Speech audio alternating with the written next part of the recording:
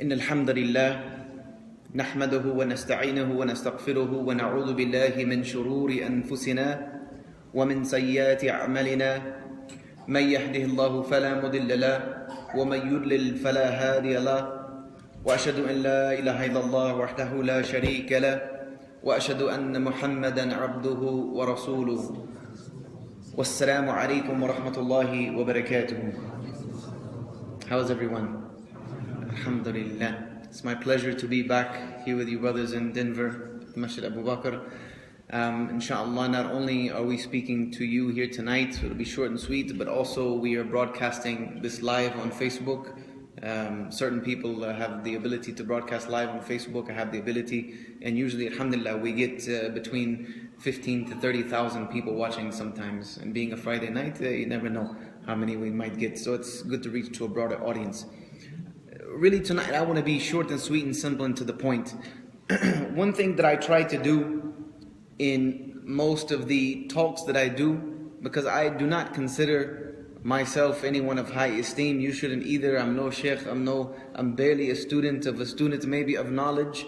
But one thing that I try to do is give you something that's beneficial. Because this is the real purpose of why I do what I do.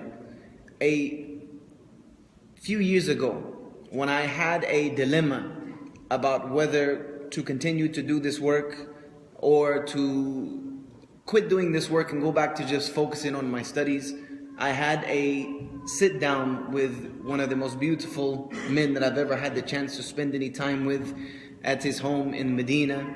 His name is Sheikh Abdullah Amin Ash-Shanqiti, Hafidullah Ta'ala. And I was discussing this issue with him. When you start traveling a lot and people start watching your videos and giving you credit, then shaitan plays with you, and you don't really feel like you're up to the task, so what do I do? He told me, he said, look, he said the true student of knowledge and the true du'at are not the people who have the greatest amount of knowledge encompassed in their brains. He said, because there's plenty of people who have plenty of knowledge, but yet they're not very beneficial to the people. They might benefit themselves, which is good, but they're not able to relay that efficiently to people, so therefore they don't become very beneficial. And I've met many people like that with extreme amount of knowledge, but they're not able to properly relay that for some reason.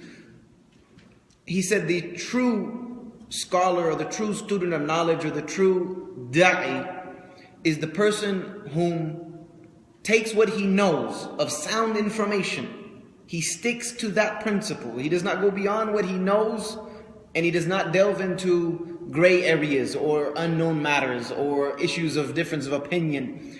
And he makes sure that that which he relays is something that the people can immediately benefit themselves with. He said, if you do this, then you will find your da'wah to be very successful, because people will leave you with something that they can put into practice right away. And that is knowledge. That is how knowledge should be relayed. He said this is why the Prophet ﷺ was blessed with Jawami al-Kalam, short speech, but that was of extreme benefit to the people. And we thought about it, subhanAllah. He said, even look at when the Prophet would speak, he would start with, In alhamdulillah nahmaduhu. It's called the khutbatul hajah, the khutbah of need. He said, but books have been written about this very short statement of the Prophet ﷺ. But anyone who seriously looks at it could always take, he said, even if you listen to it over and over and over again, there's always some benefit to be derived from it. So I took this as a serious lesson to try to make sure that when I have the opportunity to speak to people, that I try to give you something that is of useful benefit now. It's relevant. You can use it today, inshaAllah ta'ala.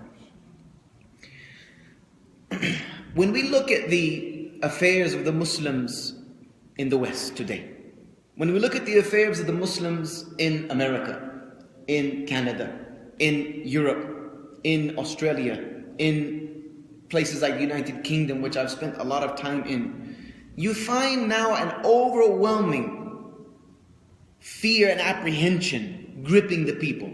Am I wrong? And I'm not telling you what I see on the news. I travel. I get out, I see people. There's an overwhelming fear and apprehension of Muslims. There is even bigotry that is coming to the forefront that may have been there for a long time, but now it has a platform to come out against Muslims. There's a lot of hatred coming towards Muslims. There's a lot of anger being pushed towards Muslims. I want to ask you some questions to get your mind in the right frame of thinking.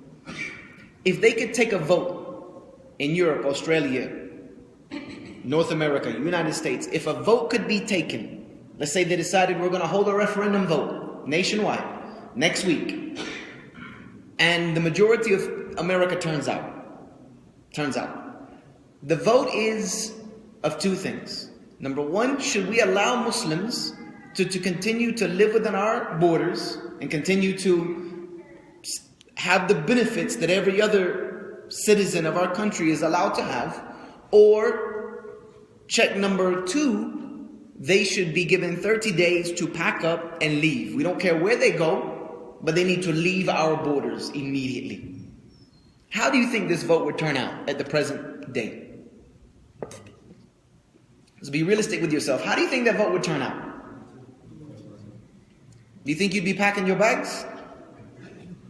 Most likely you'd be packing your bags. Because the lobbies and the politicians and the media would fuel the people to come out and get you out of this country. Why is that? Why? How long have Muslims been in the United States of America? For a very long time, since the days of slavery, have Muslims been in the United States of America. How long have Muslims been migrating to America? For well over 100 years. Well over 100 years. A couple of generations of Muslims have been here. How many Muslims are in the United States of America right now? 8 million? Let's just give it around 10 million.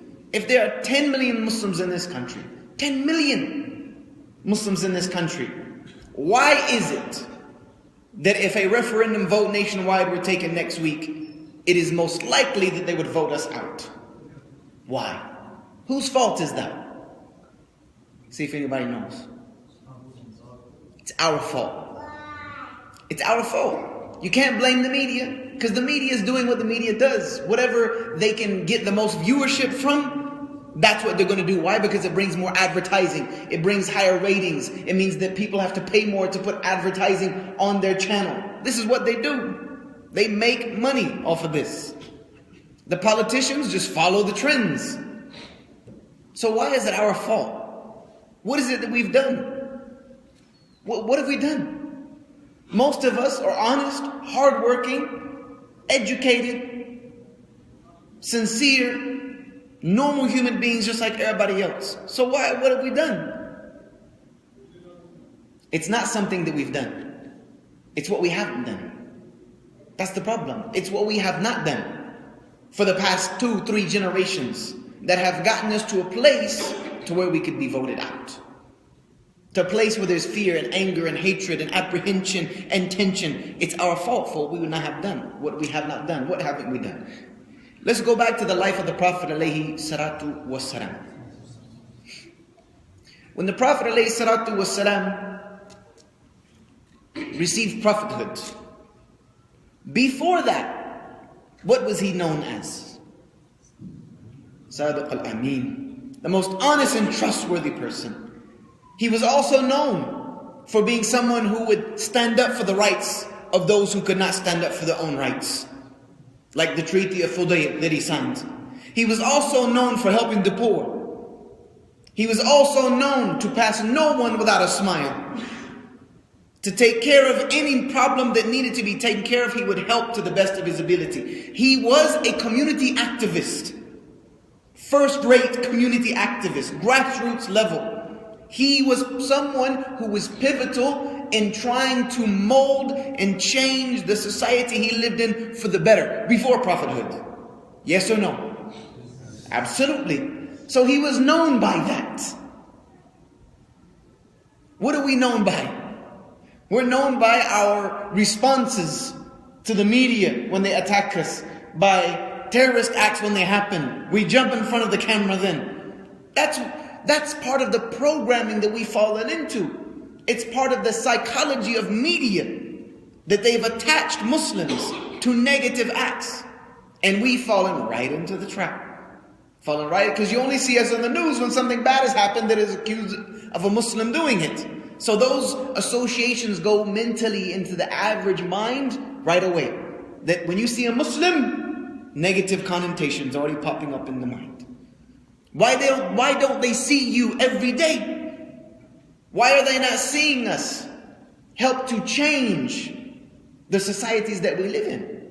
Our Prophet ﷺ was given a beautiful gift when he was given his prophethood and guidance from Allah subhanahu wa ta'ala, and a system through the Sharia on how to go about changing society properly. But he was already in the work from the beginning.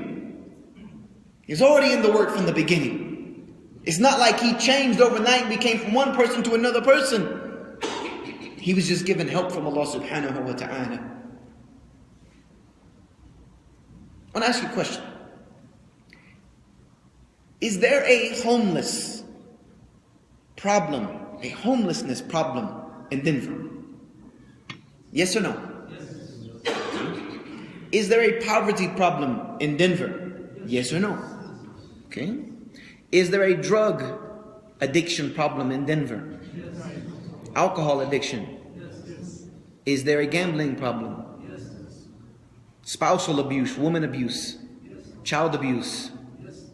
Everything there's a problem. There's social ills all over Denver, correct? My next question is, where are we? Where are the Muslims? Where are the Muslims? If I go to any average homeless person, I were just to go find one right now in Denver, and I probably wouldn't have to go too far to find one. And I were to ask him tomorrow morning, if I was hungry and had no food in my stomach, and I wanted to get something to eat for free, where would be the best place to go get it? What's he going to tell me? He could roll off about 10 churches off the top of his head that he could go and eat a free meal at, and they might give him a warm coat. That's the problem. That's the problem. Is there orphans in Denver? Is there an orphanage in Denver? Does anyone in here know where it's at? Any of them? Is there one person here who can raise? And I'm not trying to get onto you. I want you just to think. Can anyone in this room raise their hand and tell me where the closest orphanage is to this masjid or your home? That's the problem. That is the very core of the problem of the ummah of the West today. Guarantee you there's an orphanage within a very easy drive from here. Those children that are in that orphanage, they have no one. When they have a nightmare at night and they wake up crying, they have no one to come and comfort them. When they fall down outside on the playground and get a boo-boo, they have no one to kiss it for them. When they go to bed at night, they have no one to tuck them in. And these children, guess what is unique about all of them? They are all Muslims. Every single one of them is still upon the fitrah that Allah subhanahu wa ta'ala created them with, until they reach the age of puberty and they are put on something else. Am I wrong or am I right? Muslims, and every day there is someone else coming to take them from some other deviant way of life other than the true path to Allah, Islam, and taking them off the deen. And we don't even know where the closest orphanage is. We could care less. That's the problem. That's the problem. We're more worried about orphans in other countries. And I'm not saying there's anything wrong with that. There's nothing wrong with that. But you can't say that you have heartfelt tears and sadness and grief for orphans in Syria, and you don't have no heartfelt tears or grief for the orphan that lives right down the street from your house. There's something wrong with that mentality. This was not the way our Prophet ﷺ behaved. You can't say that Islam has solutions to the world's problems when you're not even presenting those solutions as a community to the very place in which you live. You're not even showing how you can help solve the homeless problem. You're not even showing how you can help solve the hunger problem, or the child abuse problem, or the spousal abuse problem, or the economic issues.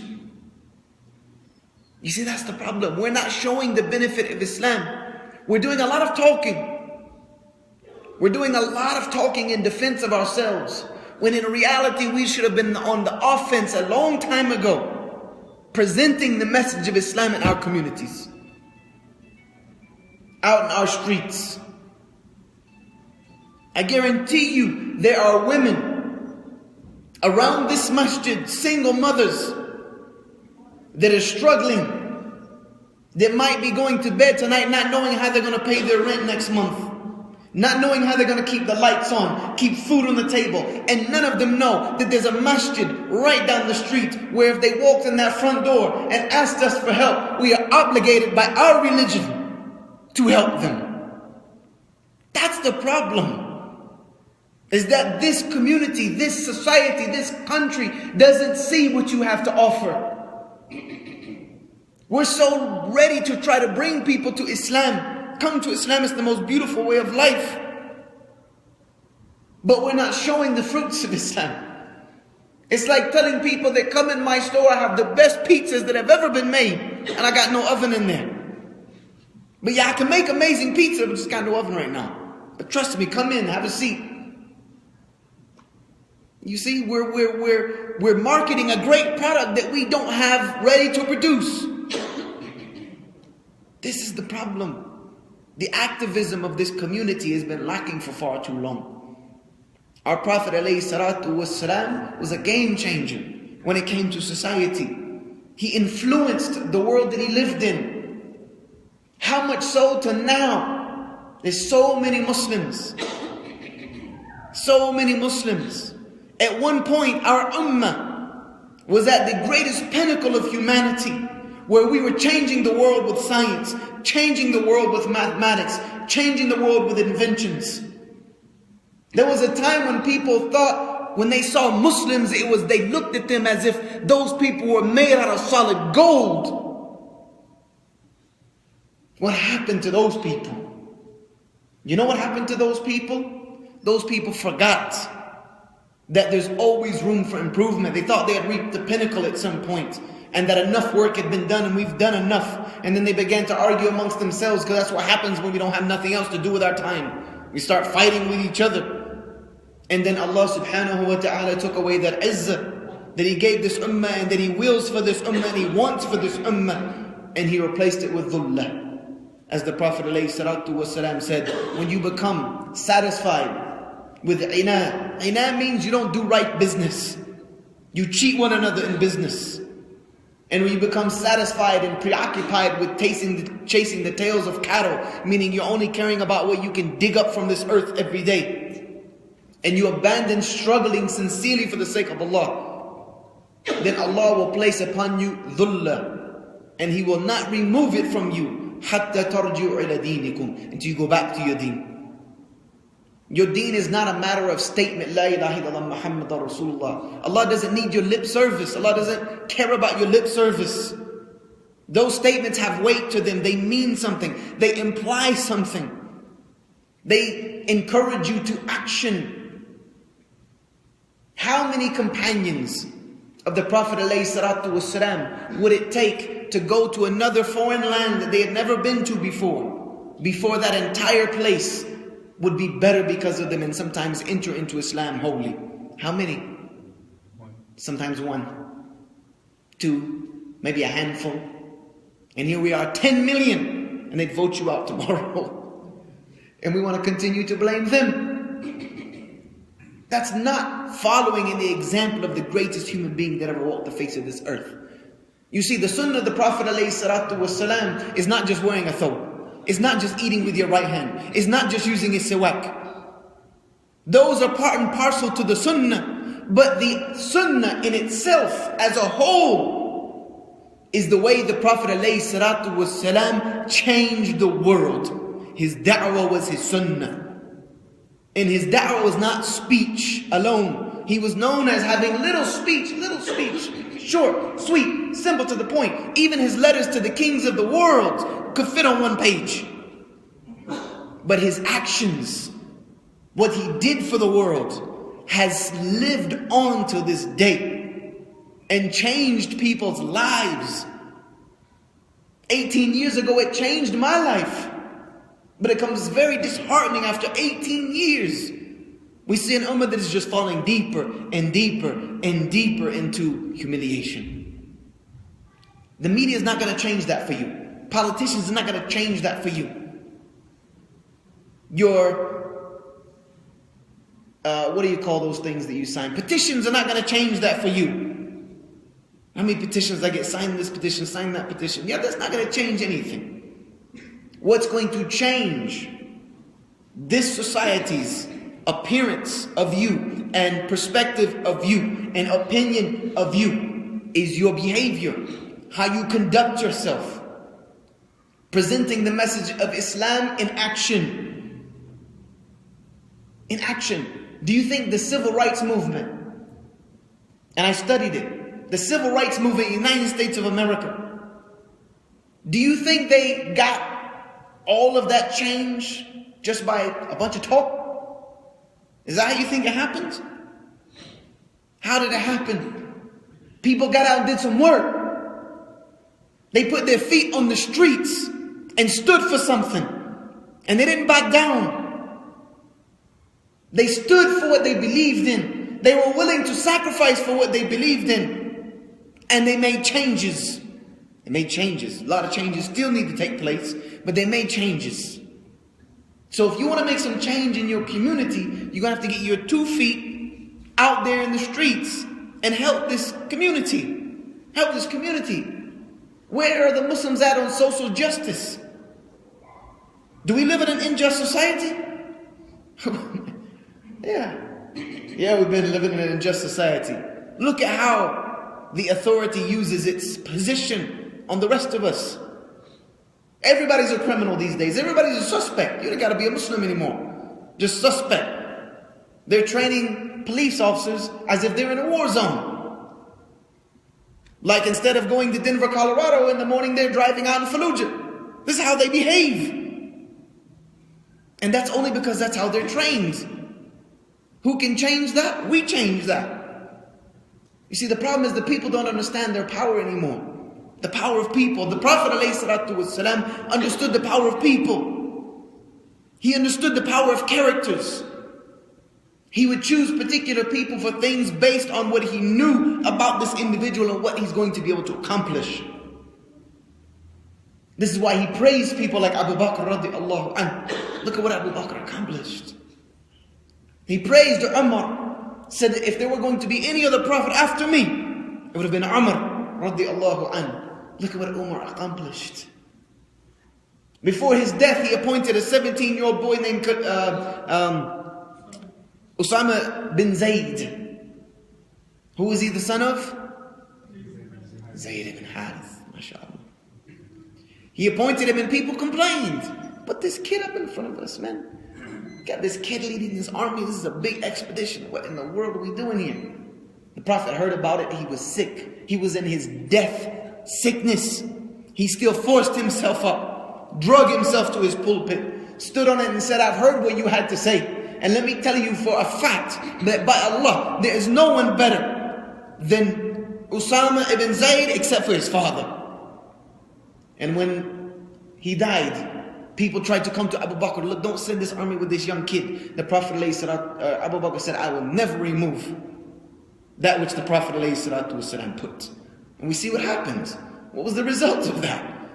You see, the Prophet ﷺ understood actions. He understood how to make people. Look at one of my favorite companions. I think I've told this story in this masjid before. When the treaties of Aqaba happened, when the people came from Yathrib to the Prophet ﷺ, accepted Islam, pledged their allegiance to him, they begged him to come with them. He said, I can't, Allah hasn't allowed me. They said, well, send someone with us. Send someone with us. Who was a Muslim at this time? Abu Bakr was a Muslim at this time. Abdul Rahman ibn Auf was a Muslim at this time. Major companions were Muslims at this time. Whom did the Prophet pick? He picked a young boy, a teenager, named Mus'ab ibn Umair, to go. A boy who grew up in the laps of luxuries. a celebrity of Medina. He picked him to go. And when he went, what happened? Both the leaders of the Aws and the Khazraj entered into Islam, and their tribes came behind them. And a new era was formed in the world where Islam had a home to spread out to the rest of the globe. MashaAllah. You see, the Prophet ﷺ understood what people could accomplish. Look at what this young kid accomplished. Look at the foundation he set. He brought somebody into Islam, this boy Mus'ab ibn Umair, and he was a boy. He died a boy. He never reached full manhood. Think about this. This young kid, Mus'ab ibn Umair, never reached full manhood. But till this day, when I think about him, I get chills. And if you don't, go read his story. Go read his story. There was a man named Sa'ad who came to him. He was a leader amongst his people, Ibn Mu'adh, radiallahu anhu. If you don't understand the power of these names, then you're missing out on so much. Sa'ad ibn Mu'adh entered into Islam at the hands of this young boy, Mus'ab ibn Umair. Sa'ad ibn Mu'adh was wounded fatally in the battle of Khandaq. The trench, there were some skirmishes that took place, and he was mortally wounded. After making decision on the Jews that betrayed the Prophet ﷺ, he was dying, and the Prophet came to his bedside. When he breathed his last breath, the Prophet ﷺ cried profusely for him. And he said something about him that has never been said about any other companion of the Prophet ﷺ. And he also said something about him that has never been said and will never be said about any other human being to walk the face of this earth. Anybody know those two things that were said about him? What was the first thing said about him? He said the arsh of Allah shook at the death of Sa'ad ibn Mu'adh. La hawla wa la quwwata illa billah.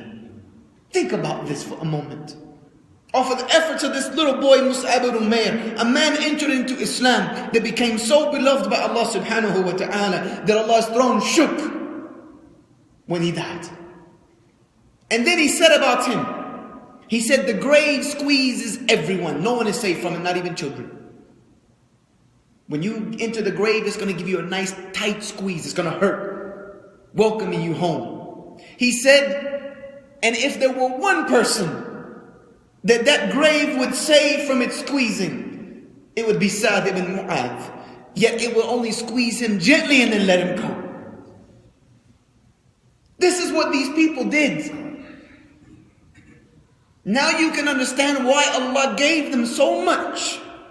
Because they gave so much. They put in the work, and Allah rewarded them for it. That's all Allah asked from His servants is, fear me as much as you are able. Do a little bit of work for me, and I will do a lot of work for you. Here we are, sitting back in our luxurious recliners, our big leather sofas, with our big flat plasma TVs, fridge stocked full of food, heat running, air conditioning running, car in the garage ready to go wherever you want to go, wondering why, doing nothing other than eating, drinking, working, sleeping, waiting to die, and we're wondering why Allah is not giving this ummah honor. We got to wake up. We have to wake up. Yeah? Because if you don't wake up, guess what happens? Allah wakes you up. Allah wakes you up. And it's usually not the way you want to be woken up. It either comes in one of two ways. Either number one, death. Al-maut. And that's the severest wake-up call of them all, because there's no coming back from that. There are people who get woken up at death. And what they will say is, Allah recorded in the Quran, they will say, Rabbi irji'un, my Lord, send me back. Give me a second, send me back. Why? Why do I want to go back? So I can go do some good with that which I left behind. And it's told for them too late. It's too late. The other way Allah wakes up His followers, and this is His sunnah, and Allah does not change His sunnah. He wakes them up with His punishment. He wakes them up with His punishment, with His severe torment in this life. You see, when I look at the crisis right now that's going on in Asham, blessed land, Prophet ﷺ said, at the end of time you will find the believers in Asham. They're going through some fitna right now, some tests. And we sit and look at it on the TV and on Facebook and we feel sorry for them. How many of you feel sorry for them? Raise your hand if you feel sorry for the people of Asham. Good. I don't feel sorry for them. I'm going to tell you why. 5 years ago, 10 years ago, if I would have asked you, what do you know about Damascus, or any human being that has traveled the world, what is Damascus known for? What was it known for? The party scene, the nightlife, the clubs, the alcohol, the gambling. Yes or no? Did you feel sorry for them then? No, you didn't feel sorry for them then. You'd be ready to book a holiday there. Nobody cared about Sham when they were in the labs of luxuries, living the Western lifestyle. Nobody was sorry. But now all of a sudden, when Allah decided to test them, now we're sorry. Guess who's not sorry? The believers aren't sorry. Because before that, the masajid were empty in Syria. Empty, beautiful, big masajids that were empty. Now the people are in the streets, raising their hands, making dua to Allah, coming back to the deen, filling the masajid. Even if they're bombed out, holes in the walls, they're still filling them up.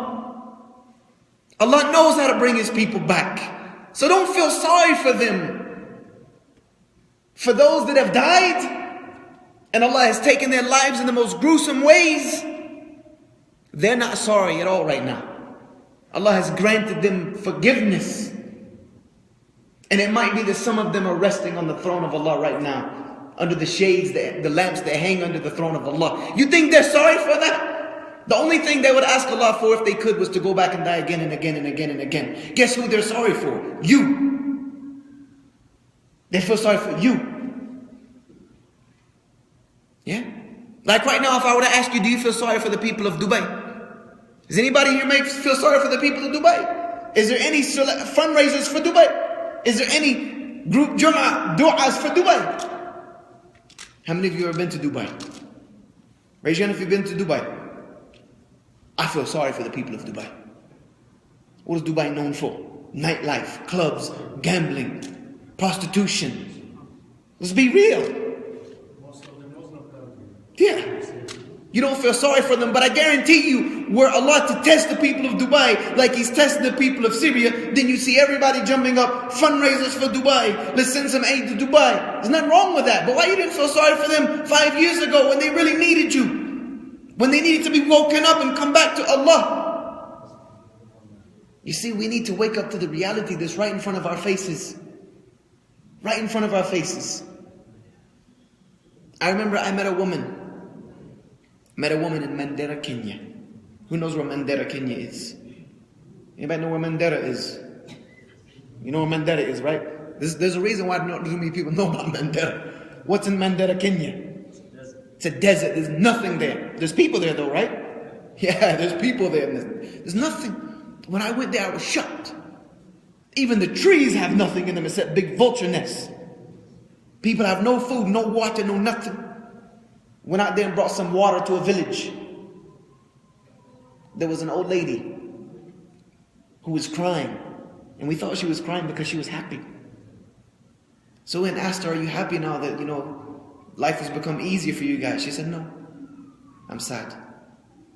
I wish you would have never came. I'm thinking, like, what?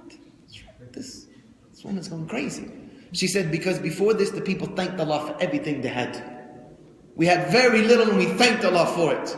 Now the things are so easy for us, I'm afraid we're going to forget Allah subhanahu wa ta'ala. And she said, I feel sorry for people who live in the West in those labs of luxuries, because they forget Allah so often, because everything's just handed to them and they become ungrateful.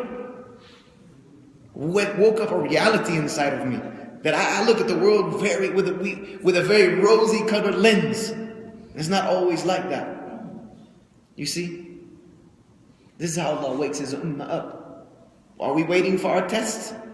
Or are we going to catch the signs that Allah is sending us?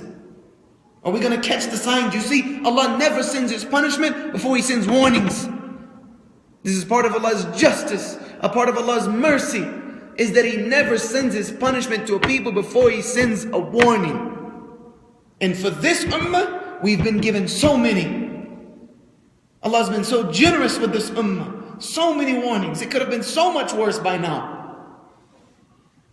When are we going to wake up and realize that we need to get out there and start being a positive influence to our society so that people can see us in the light they should see us in? I'm not telling you to be the greatest Muslim that ever walked the face of this planet. I'm not telling you to act like the Sahaba, because we might not reach that level. Even though they were human beings just like us, their level of belief in Allah was different. They believed in Allah like they could see Him. They believed in Jannah like they could smell it. They believed in hellfire like they could feel it. It was different. But for sure, at least learn to be presentable in public as a Muslim. Get out there and be a help to society. Our youth have this unfortunate idea of called keeping it real. That they're going to go out in public and act like a fool, act like an idiot, act like a gangster, act like a thug, and that's called keeping it real. And they tell me I'm keeping it real. I'm not like the hypocrites, like the old uncles in the masjid who act so pious in public, but we know behind closed doors what they do. I'm looking at this brother like, Akhi, you're not keeping it real. You're being really stupid. Because hypocrisy is not hiding your sins. That's not what hypocrisy is. Nifaq is when your outward actions are not based on what your heart believes. You act contrary to what you really believe. It's not a person who struggles with sin behind closed doors and he keeps it between him and Allah subhanahu wa ta'ala and seeks forgiveness from Allah, but in public he presents a good image for the people. That's not nifaq, that's called hayya. That's called modesty, and it's a part of iman. It's a branch of iman. That's a true believer who fears for his sin, because the Prophet ﷺ said, if you have no hayya, you have no shame, then do whatever you want. So we need to start having a beautiful presentation of Islam, packaging it well, not just with our tongues, with our actions. Get involved in your community. Social activism. Yarhamukallah. Social activism is not about politics. You don't have to get into the political arena. You don't have to be involved in politics to be standing up for social justice. When you see an ill, the Prophet ﷺ gave us the solution. When you see an ill, when you see an evil, change it.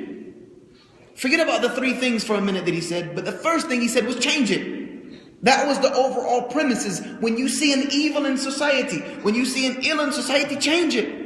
If you can change it with your hands, do it. If you can change it with your tongue, do it. If neither of those are available to you, because there will be a sword in your neck if you do, then at least despise it in your heart, and that's the weakest of iman. We always like to take the easy road out. I hate it in my heart. No, you don't. Because if you hate something in your heart and you have the opportunity to change it, but you don't, that's hypocrisy. That's hypocrisy right there. America needs our help. There's 10 million of us. How quickly could we help America if we woke up just a little bit? Even if 1% of us woke up, we could do so much good. If there's a homelessness problem in Denver, the Muslims better be on the forefront of tackling it. If there's a poverty problem in Denver, Muslims should be the first ones showing up at their city councils saying, look, there are parts of Islam. You don't even have to present it as part of Islam, but this is part of the economic solution that can help your society. They might call you a socialist. Who cares? I'm out trying to make life better for my neighbor, for my co-worker, for my children to grow up in a better society. If there's an alcoholism problem, get out there and help. Get out there and help. They have an entire thing for mothers. Mothers Against Drug Driving. You ever seen that? MADD, Mothers Against Drunk Drivers. Where are the Muslims? Muslims against drunk driving. Muslims against intoxication. Muslims against spousal abuse. Muslims against police brutality. Doesn't have to happen to you for you to get involved. You see, that's what we wait for. We wait for it to happen to us. As long as it didn't happen to me, I'm good. I feel sorry for you, bro. You got beat up like that and treated like that. I hope you get some justice, but it ain't happening to me, and I don't want them looking at me. This is the kind of mentality that we have now. As long as they ain't looking at me, I'm not trying to get no attention. That's a very weak mentality. That's a cowardly mentality. Let me tell you one thing about a Muslim is not a coward. Never is a coward. Afraid of nothing but Allah subhanahu wa ta'ala. Fears nothing but the wrath of Allah. And trust me, if you don't wake up, that's coming. That's coming. Allah subhanahu wa ta'ala will not let us get away forever. He won't. It's part of His justice that you will pay for it. And Allah loves the believers and He wants us to have good in akhirah, so He's going to punish us here more. We need to wake up. We need to wake up and get involved in our communities. Show the people that not only do I say Muhammadur Rasulullah, Muhammad is the messenger of Allah sallallahu alaihi wasallam, but I show that by living his example in my community. How good of a news story would that be? Why are the Muslims out here trying to help the homeless in Denver? Because this is what our Prophet taught us to do. This is the example of Muhammad sallallahu alaihi wasallam. Why are you out here trying to help these orphans? Because our Prophet told us that whoever takes care of an orphan and I will be like this on the day of Qiyamah. That's why I do this. You see, that message will go much farther than your lip service in defense of stuff that we didn't even do in the first place or had nothing to do with. We need to wake up. May Allah subhanahu wa ta'ala gift us with the ability to change our society. May Allah subhanahu wa ta'ala gift us with the ability to wake up from our sleeplessness. ربنا آتنا في الدنيا حسنة وفي الآخرة حسنة وقنا عذاب النار. وجزاكم خيرا. Any questions? I'll take a few questions inshaAllah ta'ala if it's based on the subject at hand. And if not, then we can call it a night. Any questions? We had quite a few viewers with us tonight. I guarantee they're going to be asking me a lot of questions. We might have a few on Facebook. Any questions? No? No questions? Yes, brother. I heard before that if you plan to do a good thing and you couldn't carry it out, God will reward you. And if you plan any evil in your heart, but you didn't carry it out, because probably you will realize what you're planning to do is sinful. And then you didn't do it. From what I hear today from the Imam during the khutbah, he said that if you have evil thoughts in your mind, you'll be punished. So it kind of confused me a little bit about what I heard before, that if you have a bad thought in your mind but you didn't carry it out, you won't be punished. If you have something nice in your heart that you're not able to do it, you will be rewarded. Okay. I wasn't here to hear what was said, so I can't clarify on that. You'd have to ask him. But I know it's on two different levels. The difference is the evil thoughts and things of that nature, evil intentions, for sure. But the hadith you were speaking about is if you intended an evil act. You were going to do some evil. You had, and this actually means that you had sincerely intended to, not just a thought crossed your mind. It's a different story, because in reality, the human mind, many thoughts cross our mind every day. Every day, millions of thoughts cross our mind. Some that we're not even cognizant of. But if you had planned to do something evil, like let's say you got angry at your Muslim brother, and you were like, I'm going to go slap him. You know what I mean? He's going to get it. And you didn't. You stopped yourself. You said, absolutely not. I'm going to do it. This is my brother. Then you're rewarded for that. Because you actually had that intent to do the evil. The same way with the intent to do good. You can't be just a wishful thought that, I'd like to help those orphans down the street. But you don't do anything about it. You're not going to get rewarded for that, I think. You know what I mean? Because there's no real sincere effort. But if you really had the sincere effort, and you had planned and thought about it, and made a process in your mind to do some good, and you didn't do it for whatever reason, maybe something prevented you, not just because you decided not to, or laziness and things of that nature, but you weren't able to carry out that good act, then you will get rewarded as if you did it. That makes sense? There has to be some process of intent that happened for you to actually fall into the levels of that hadith, inshaAllah ta'ala. Any other questions? Yes, brother. My question is, how can you start changing the movement or the community, the first thing that we can tell? One of the first things that we can start to help change the Muslim community is by raising awareness. Grassroots level community activism is what I'm trying to really push and promote for the Muslims in America. Grassroots level community activism starts with awareness.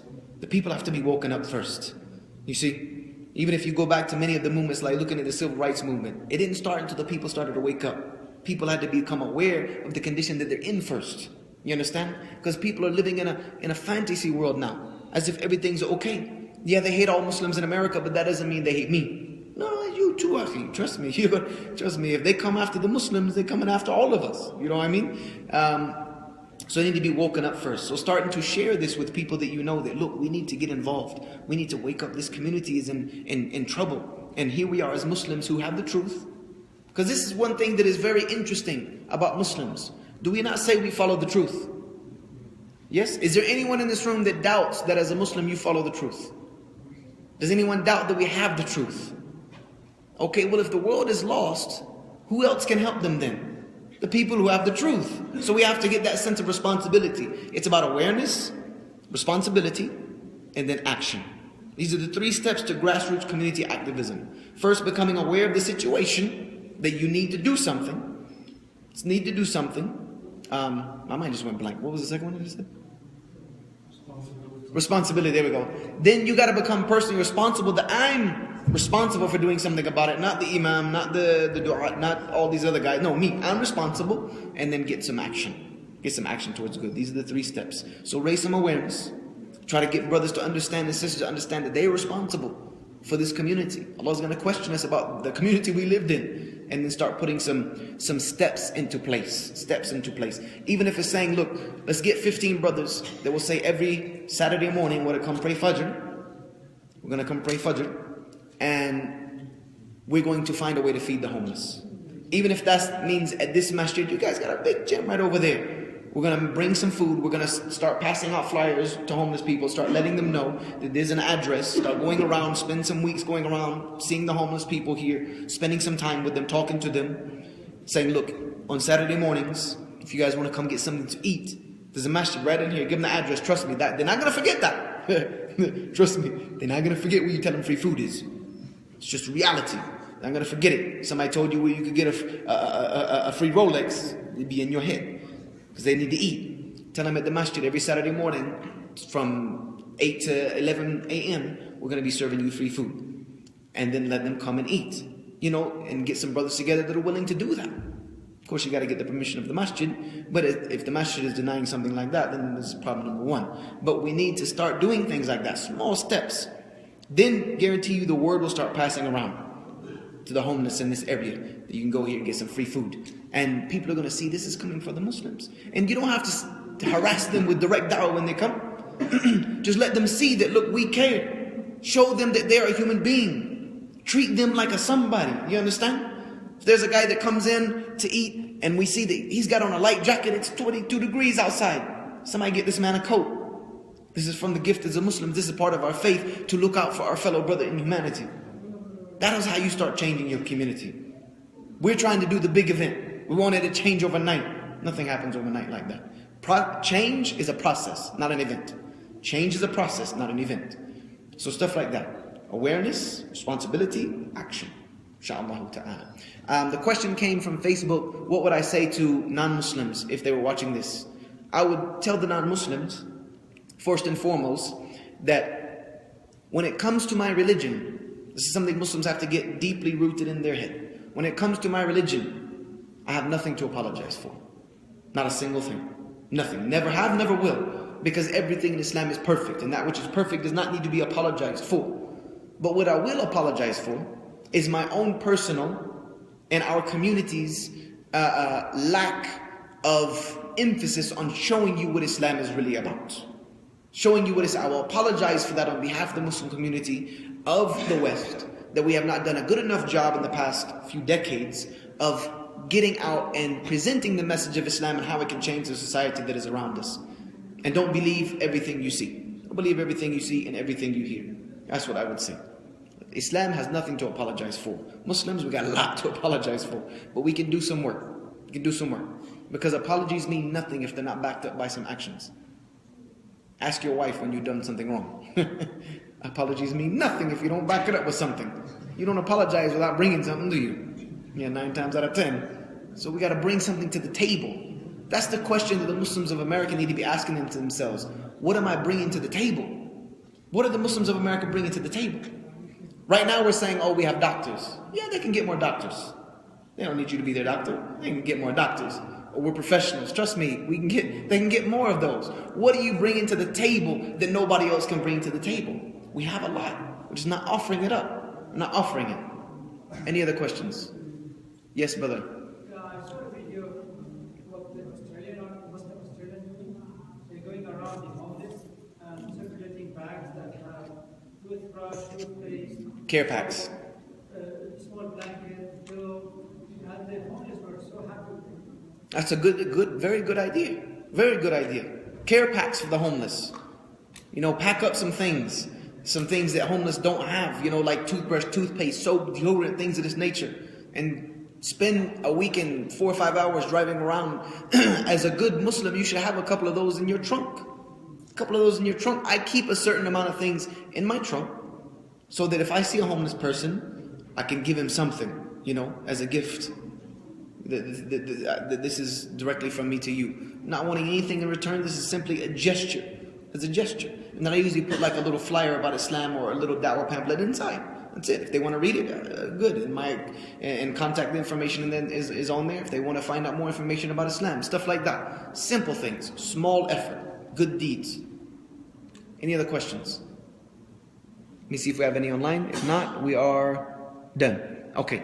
Barakallahu fikum for the invitation. Oh, we have one more question. Yes. So, I just have a question. So, you said we're going to bring the awareness up. I feel like that's going to start with the youth. But one thing that I feel is that youth has fallen, it's kind of fallen apart from Islam. How do you feel like we can bring the youth back? How can you bring the youth back?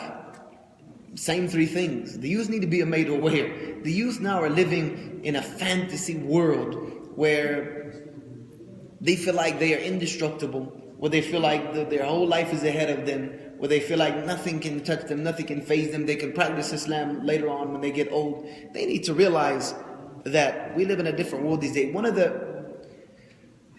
signs of the last day that the Prophet ﷺ said is that you will see sudden death happening in the youth. You'll see younger people just dropping dead. How often do we see that now? People in their 20s dying of heart attacks, strokes, cardiac arrest. This was something that was not known a generation ago.